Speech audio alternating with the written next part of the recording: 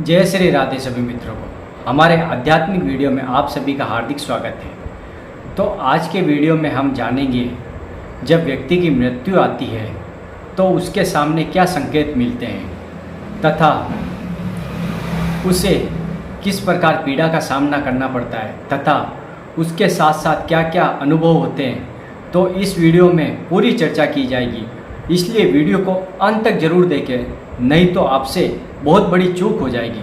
चलो video start करते हैं।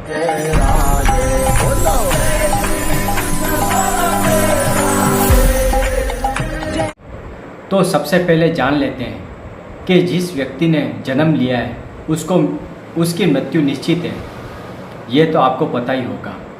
जैसे गर्भ में जिस शिशु का जन्म होता है या होने वाला होता है या माता के गर्भ में होता है, तब 7वें महीने में उसे अनुभव हो जाता है, उसके लाखों जन्म उसको दिखाए जाते हैं। उसने पाप कर्म भी किए हैं और पुण्य कर्म भी किए, वो सब भगवान उन्हें नेत्र देते हैं, दिव्य दृष्टि प्रदान करते हैं, जिससे वो सभी देख सकता है कि मैंने कौन से पाप किए और कौन से पुण्य कर्म किए। और वो पछताता है और प्रभु से याचना करता है कि हे प्रभु, इस गंदगी से मुझे बाहर निकालिए, क्योंकि वे छोटे छोटे कीड़े उसे काटते हैं और वो कुंडलाकार आकृति में पड़ा रहता है। वह भयंकर पीड़ा पाता है, ये तो आपको सभी को पता ही होगा। जैसे ही माया की वह प्रार्थना भी करता है प्रभु से, श्री कृष्ण से प्रार्थना करता है, हे प्रभु मुझे यहाँ से बाहर निकालिए, फिर मैं आपका भजन करूँगा। लेकिन माया के चपेट के कारण वह सब कुछ भूल जाता है। ये तो हुआ जन्म की बात। और फिर आ जाते हैं मृत्यु पे। तो मृत्यु पे किस प्रकार उसे संकेत मिलता है। जैसे बूढ़ापा आ गया उस व्यक्ति का, 70, 80, 90 जो भी आयु है उसकी आ गई, क्योंकि ये एक आयु निश्चित होती है, वो ईश्वर के आदमी होती है। जब उसको जहाँ मरना है, जिस स्थान पे मरना है, उसकी मृत्यु निश्चित है। तो जैसे उसकी मृत्यु आएगी तो उसको ये संकेत होगा, उसको परछाई दिखना बंद हो जाएगी, कांच में भी उसको अपनी परछाई नहीं दिखाएगी। तो ये पहला संकेत हो गया। अब दूसरा संकेत सुन लीजिए। जब व्यक्ति के शरीर से खुद को बदबू आने लग जाए, स्मेल आने लग जाए, तो समझ लीजिए व्यक्ति का अंत समय नज़दीक आ गया है। और तीसरा पॉइंट ये है, जब व्यक्ति घबरा जाता है, उसके मन में चिंताएं, शोक वगैरह सब इकट्ठा हो जाता है तथा वह सोचता है परिवार के बारे में, घबरा जाता है, उसकी सांस अटक जाती है, गले में कफ अटक जाता है, तो एक ये कारण होता है, उसको पता चल जाता है मेरी मृत्यु का समय आने वाला है। अब चौथा कारण समझ लीजिए, जब व्यक्ति की मृत्यु आती है, मृत्यु नज़दीक आती है, तब उसे अनुभव हो जाता है उसको करोड़ों जन्म साफ तौर पे, जैसे टीवी एलईडी टीवी चल रही है, उसके अंदर जैसे ही उसको अपने कर्म, पुण्य कर्म, पाप कर्म, जो भी कर्म हुए, 100 वर्ष, 200 वर्ष, हजारों वर्ष के उसके पुण्य और पाप कर्म, सत्कर्म, दुष्कर्म दोनों दिखाए जाते हैं।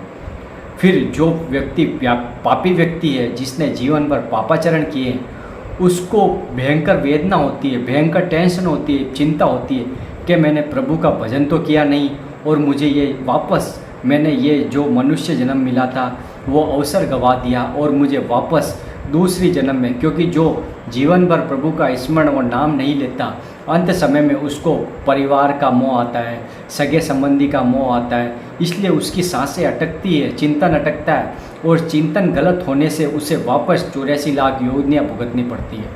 तो ये हो गया चौथा कारण। अब पांचवा कारण ये समझ लीजिए, जब व्यक्ति को कांच के अंदर खुद की परछाई न दिखकर किसी और की परछाई दिखाई दे, तो समझ लेना व्यक्ति का अंत समय आने वाला है। और व्यक्ति जब मरने वाला होता है तो उसको भयंकर पीड़ा होना स्टार्ट हो जाती है, उसके गले में कफ रुक जाता है, वो परिवार वालों को बुलाना चाहता है, लेकिन परिवार वाले भी बूढ़े व्यक्ति के पास कोई आना नहीं चाहते, केवल उसके पास खड़े रहते हैं। लेकिन वो पुकारना चाहता है, मुंह से बोल नहीं सकता, आंखों से कुछ देख नहीं सकता, उससे भयंकर पीड़ा और वेदना होती है। लेकिन उसने कर्म ही ऐसे कर दिए, पापाचरण करिए जीवन भर और प्रभु का स्मरण नहीं किया, नहीं तो प्रभु श्री कृष्ण उन्हें बचा लेते, उसका जीवन कल्याण कर देते। इसलिए ये संकेत आपको मृत्यु के समय मिलते हैं। और एक बात और मैं आपको बता देता हूँ, जब मृत्यु आती है तो 40 बिच्छू एक साथ डंक मारते, उतनी भयंकर उसको पीड़ा का सामना करना पड़ता है। भयंकर पीड़ा होती है। और वो जब पापी व्यक्ति होता है, जब अपने प्राण त्यागता है, तो मलमूत्र के द्वारे से उसके प्राण निकलते हैं और भयंकर तरीके से उसके प्राण निकलते हैं। बहुत ही पीड़ा का सामना करना पड़ता है। और जो व्यक्ति हमेशा अच्छे कर्म करता है, सत्कर्म करता है, तो उसे दिव्य दृष्टि प्राप्त हो जाती है। उसे सूर्य चंद्रमा की तरह एक रोशनी दिखाई देती है तथा उसे अनुभव हो जाता है कि मैं स्वर्ग में जाने वाला हूँ। उसे धर्मराज जी के लोक के जो पार्षद होते हैं उसका भी उसे अनुभव हो जाता है। पहले उसको पता चल जाता है, क्योंकि उसने जीवन भर सत्य कार्य किए, अच्छे कार्य किए, इसलिए उसको मरने का भी डर नहीं रहता। आप ये हमेशा याद रखना, जो पापी व्यक्ति होता है उसने जीवन भर हिंसा की है, शराब पी है, पर स्त्री गमन किया है, व्यभिचार किया है, चोरी की है, हिंसा की है, तथा अपने ये क्या कहते हैं इसको, द्वैत कीड़ा, मतलब ये सट्टेबाजी, जो सट्टे खेलता है, दांव लगाता है, इन सब को ये 5 महापाप माने गए।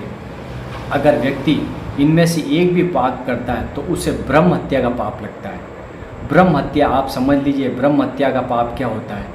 और जीवन भर उसने जो कर्म किए उसके अनुसार ही उसे वापस अगला जन्म मिलता है, क्योंकि अवश्य में भोक्तव्यम कर्तम कर्म शुभाशुभम, आपके कर्मों का फल तो आपको भोगना पड़ेगा। ये स्वयं प्रभु श्री कृष्ण अर्जुन जी को उपदेश दे रहे हैं। इसलिए सावधान होकर प्रभु का नाम जप करिए, नहीं तो आप कहीं भी जाओगे आप सुखी नहीं रह सकते। क्योंकि एक भगवत गीता में भगवान श्री कृष्ण ने अर्जुन जी को जो उपदेश दिया है वो भगवत गीता का श्लोक में आपको सुना देता हूँ। अंत काले चे मामेव स्मरण कलेवरम मुक्तवा ये पर्याति से मदावन अस्ति अत्र संशय। हे अर्जुन, इसमें बिल्कुल भी संशय मत करना। जो अंत काल में मेरा स्मरण करेगा, मेरा नाम लेगा, वो मुझे ही प्राप्त होगा और उससे बिल्कुल भी पीड़ा का सामना नहीं पड़ेगा।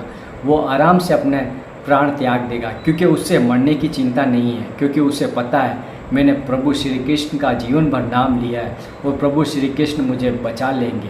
तथा एक मैं श्लोक भगवत गीता का आपको और सुना देता हूँ, जिससे आपकी भक्ति बढ़ेगी तथा आध्यात्म में आपकी रुचि बढ़ेगी। क्योंकि अनन्य चेता सत्तम यो मा स्मृति नित्यशा तस्याम सुलभ पाठ नित्य युक्त से योगिन।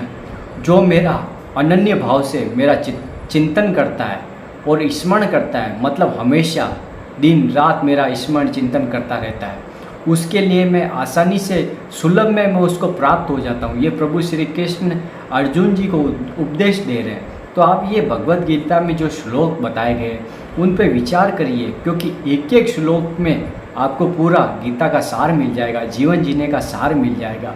चलो मैं एक और श्लोक आपको सुनाता हूँ, उससे आपकी सभी दुविधा खत्म हो जाएगी। बहुनाम जन्म नामंते ज्ञानवान माँ प्रपद्यते वासुदेव सर्वमिति से महात्मा सो दुर्लभ है। बहुत जन्मों के अंत में महात्मा को पता चलता है कि इस संसार में वासुदेव के सिवा कुछ भी नहीं है। वो महात्मा बहुत ही दुर्लभ है, जैसे हम हमारा जीवन जी रहे हैं। और संसार में जितने भी व्यक्ति हैं, अगर हम भावना कर ले कि ये सभी व्यक्तियों में ईश्वर विराजमान है, सबके हृदय में ईश्वर विराजमान है, तो आप सोचेंगे आपके जीवन में कितना आनंद आएगा। ना तो किसी से आपकी लड़ाई होगी, ना झगड़ा होगा, आप सभी से प्यार से भावना रखेंगे, आप सभी से प्रेम करेंगे, किसी को दुख नहीं पहुंचाएंगे, किसी को हानि नहीं पहुंचाएंगे, और ये जीवन आपका कितना आनंदमय होगा। क्योंकि आप किसी से द्वेष भावना करते तो आपका मन जलता है और वही आपका पाप बन जाता है, क्योंकि वाणी से तो पाप हो रहा है। इसलिए सावधान हो जाइए और प्रभु का स्मरण करिए, नाम जप करिए, उससे आपके सभी संशय मिट जाएंगे और आपको इस लोक में परलोक में दोनों जगह आपको शांति और सुख अवश्य मिलेगा। ये वीडियो आपको कैसा लगा? वीडियो को लाइक कर दे, कमेंट कर दे, शेयर कर दे, और चैनल पर नए तो चैनल को सब्सक्राइब जरूर कर दे, क्योंकि ऐसी ही आध्यात्मिक वीडियो हम आपके लिए लाते रहते हैं। राधा वल्लभ श्री हरिवंश।